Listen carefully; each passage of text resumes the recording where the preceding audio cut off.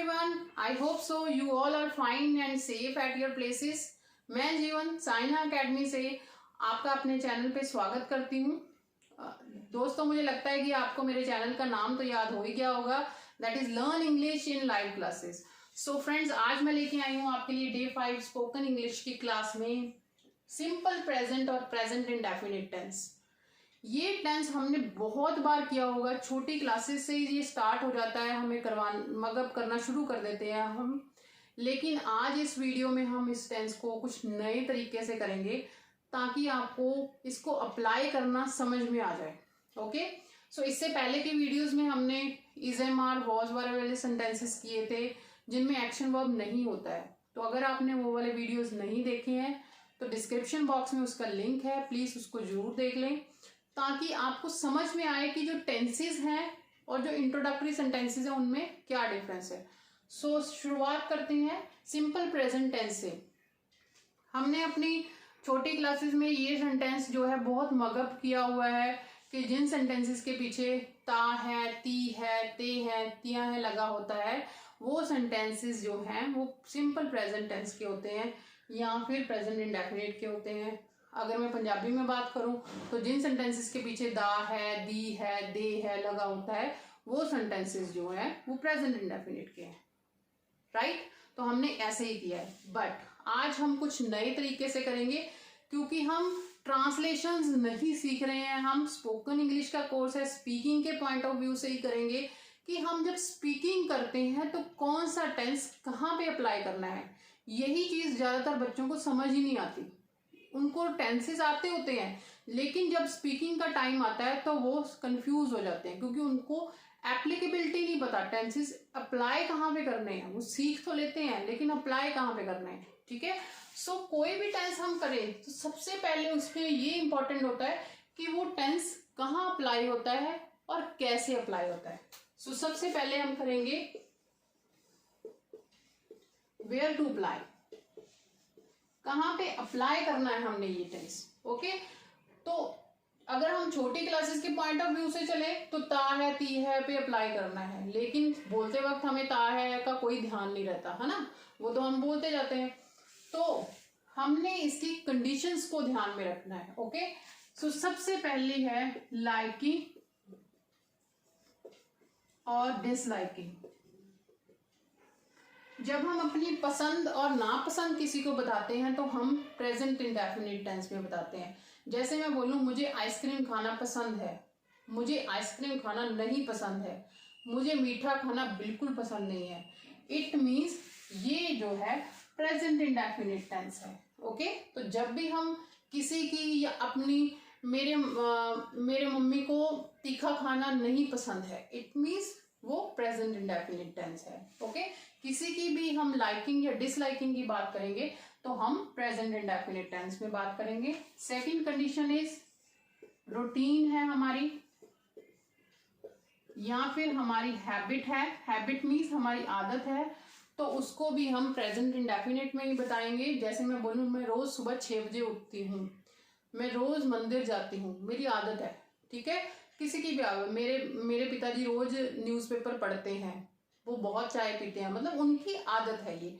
तो it means हम present indefinite में बात करेंगे। अपनी रूटीन है कि मैं सुबह 6 बजे उठता हूँ, फिर मैं जॉगिंग के लिए जाता हूँ, फिर उसके बाद मैं घर आता हूँ, फ्रेश होता हूँ, फिर मैं खाना खाता हूँ। इट मीन्स रूटीन की बातें हो रही हैं तो हम प्रेजेंट इंडेफिनिट में बात करेंगे। The third condition is universal truth. Universal truth means पूरे यूनिवर्स पे ट्रू है, वो कहीं पे भी अप्लाई होएगा। 2 और 2 4 होते हैं। अगर हम इंडिया में बैठ के 2 और 2 कर रहे हैं तो वो भी 4 होंगे, कनाडा में कर रहे हैं, अमेरिका में कर रहे हैं। यूनिवर्सल ट्रूथ है।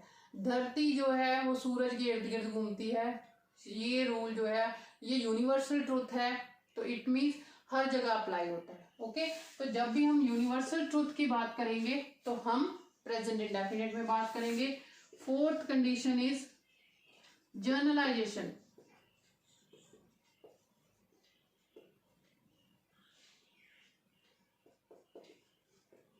जब हम जर्नलाइजेशन करते हैं किसी फैक्ट की, जैसे सपोज कोई त्योहार है, सपोज अभी दिवाली आ रहा है तो मैं बोलूँ कि लोग दिवाली पे बहुत शॉपिंग करते हैं, इट मीन्स वो जनरलाइज फैक्ट है।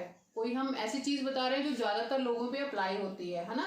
हम नए कपड़े खरीदते हैं, हम लोगों को गिफ्ट देते हैं, इट मीन्स वो प्रेजेंट इंडेफिनिट टेंस है। The fifth condition is of hobbies. ये इससे मिलती जुलती ही है हैबिट रूटीन से। हॉबीज हैं, जब हम अपनी हॉबीज के बारे में किसी को बताते हैं तो भी हम प्रेजेंट इंडेफिनिट में ही बताते हैं। जैसे मैं बोलूँ गार्डनिंग इज माई हॉबी, मैं सुबह उठ के पौधों को पानी देती हूँ, ठीक है, उनकी देखभाल करती हूँ, इट मीन्स मैं अपनी हॉबी के बारे में बता रही हूँ, तो मैं प्रेजेंट इंडेफिनिट का ही यूज करूंगी। ओके, सो गाइज ये 5 कंडीशन है, आपने सिर्फ इन कंडीशंस को ध्यान में रखना है, क्योंकि ता है ती है वाला रूल जो है बहुत जगह फेल होने वाला है। जैसे लाइकिंग पे फेल हुआ, मुझे आइसक्रीम खाना पसंद है, ता है नहीं, ता है से एंड नहीं हुआ। और कुछ सेंटेंसेस है, जैसे मैं बोलूँ मैं इंग्लिश बोल सकती हूँ, ती हूँ, तो ती हूँ वहां पे प्रेजेंट इंडेफिनिट आना चाहिए था, लेकिन वो तो कैन के साथ बनता है। तो इसलिए वो चीज़ें आप प्लीज़ मत कीजिएगा। आप सिर्फ इनकी इंग्लिश टू इंग्लिश कंडीशन से याद रखिए कि कहाँ पे अप्लाई करना है। जब मैं अपनी आदत बताऊंगी किसी को भी, या किसी की आदत बताऊंगी, तो मैंने प्रेजेंट इंडेफिनिट में बताना है। जब मैं कोई यूनिवर्सल ट्रुथ बताऊंगी तो मैंने प्रेजेंट इंडेफिनिट बताना है। अगर मैं किसी जर्नलाइज, जैसे मैं फेवरेट फेस्टिवल के बारे में बोलूँ कि फेवरेट फेस्टिवल सुनाओ मुझे, तो इट मीन्स मैं जर्नल फैक्ट वहां पे यूज करूंगी, है ना, कि लोग ये करते हैं, वो करते हैं, सफाई करते हैं, दुर्गा पूजा करते हैं, तो इट मीन्स प्रेजेंट इंडेफिनिट में पूरे ऐसे में प्रेजेंट इंडेफिनिट अप्लाई होगा। ओके, सो ये 5 कंडीशंस आपने ध्यान में रखनी है।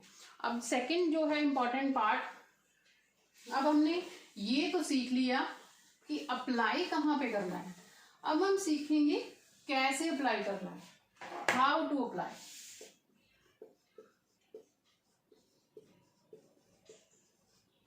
ओके, मीन्स रूल्स क्या है इसके।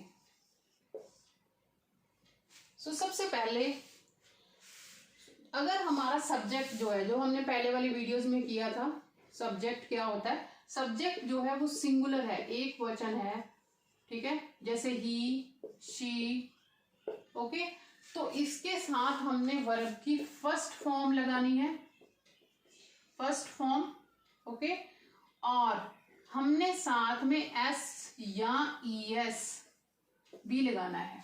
ओके, जैसे ही गोज, गो वर्ब की फर्स्ट फॉर्म है, इसके साथ ईएस। ही टॉक्स, हम बोलते हैं ना कि वो बहुत बोलता है, ही टॉक्स, है ना, तो एस या ईएस, ये कोई रूल नहीं है कि एस कहाँ पे लगना है, ईएस कहाँ पे लगना है, कुछ फॉर्म्स के साथ एस लगता है, कुछ के साथ ईएस लगता है, तो हमने वर्ब की फर्स्ट फॉर्म के साथ एस या ईएस लगाना है। ओके, उसके बाद अगर हम आई हैं या यू की बात कर रहे हैं, तो हम सिंपल वर्ब की फर्स्ट फॉर्म ही लगाएंगे, इसमें एस या ईएस नहीं लगेगा। ओके, तो जैसे मैं बोलूं आई गो, ठीक है, आई गो फॉर शॉपिंग, ठीक है, इट मीन्स ये जनरल फैक्ट है, आई के साथ मैं बता रही हूं, तो इट मीन्स मैं वर्ब की फर्स्ट फॉर्म यूज करूंगी। यू के साथ बताऊंगी तो भी वर्ब की फर्स्ट फॉर्म लगाऊंगी। अगर मेरा सब्जेक्ट जो है वो प्लूरल है, ओके, प्लूरल मीन्स एक से ज्यादा है, दे, जैसे पीपल, वी, तो मैं वर्ब की फर्स्ट फॉर्म लगाऊंगी, मतलब एस या ईएस जो है यहाँ पे नहीं अप्लाई होगा। ओके, सो ये सिंपल रूल है, तो आपने सिर्फ ये ध्यान रखना है, अगर मैं किसी को अपनी आदत बता रही हूँ, तो वर्ब की फर्स्ट फॉर्म लगानी है। अगर मैं किसी और की आदत बता रही हूँ तो वर्ब की फर्स्ट फॉर्म के साथ अगर वो सिंगुलर है तो ईएस लगा देना है, अगर नहीं है तो सिंपल वर्ब की फर्स्ट फॉर्म। मतलब आपने ये चीजें भी नहीं ध्यान रखनी कि कौन सा टेंस है प्रेजेंट इंडेफिनिट, आपने सिर्फ कंडीशन के हिसाब से रूल अप्लाई कर देना है। ओके, इस टेंस में सबसे ज्यादा मिस्टेक जो स्टूडेंट करते हैं ना, दैट इज कि इसमें इज एम आर लगा देते हैं वो। तो आपने सबसे पहले ये बड़ा बड़ा नोट लिख लेना है, no use of is am are, is am are, ये नहीं रूल अप्लाई होता है यहाँ पे, ठीक है, इस पे बड़ा बड़ा क्रॉस लगा देना है कि is am are in tenses में नहीं यूज होता। हम सिंपल वर्ब की फर्स्ट फॉर्म लगाते हैं, सिंगुलर है तो एस या ईएस लगा देंगे, नहीं सिंगुलर है तो हम वर्ब की फर्स्ट फॉर्म ही लगाएंगे। ओके, जब हम इनमें नेगेटिव सेंटेंसेस बनाएंगे तो हम अगर सिंगुलर है तो डज लगाएंगे सिंगुलर के साथ, और अगर प्लूरल है, आई है, यू है, तो हम डू लगाएंगे। डूज एंड डोंट्स किए ना आपने। Okay, so does not, do not. फिर अगर ये लगा दिया उसके बाद हमने वर्ब की फर्स्ट फॉर्म ही लगानी है। ये भी ज्यादातर स्टूडेंट गलती करते हैं कि सिंगुलर में तो ऐसे या यस लगना था, लेकिन वो यस यहाँ पे आ गया, अब वहां पे वर्ब की फर्स्ट फॉर्म ही लगेगी। ओके, तो ये चीजों का आपने ध्यान रखना है।